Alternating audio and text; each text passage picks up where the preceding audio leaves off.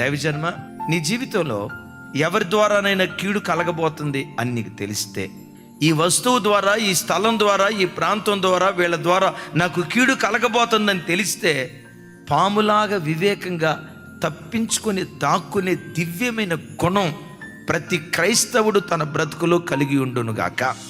చాలాసార్లు ఇళ్లలో గొడవ అయ్యేది కూడా ఎందుకో చెప్పంటారా? వివేకం లేకే.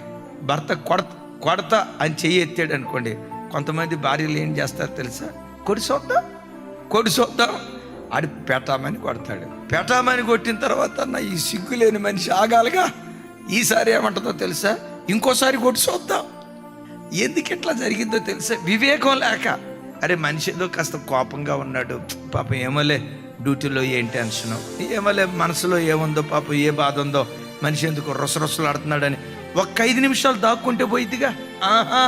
దాక్కోం. వింటారా? మనోడు ఒక్క మాట అంటే నువ్వు 1 అంటే నేను 10 అంట, నువ్వు 10 అంటే నేను 100 అంట. దైవజనమా, సర్పానికి ఉన్న వివేకం ఏంటో తెలుసా?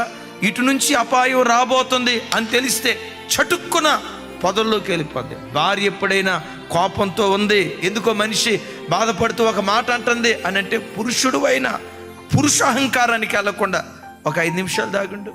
భర్త కోపంతో ఉంటే ఒక 5 నిమిషాలు దాగిండు. ఎదుటోడు కాస్త ఆవేశంగా కోపంగా రొసరొసలాడుతూ ఉంటే ఒక 5 నిమిషాలు దాగిండు. ఈ వివేచన దేవుని బిడ్డలకు ఉండాలి.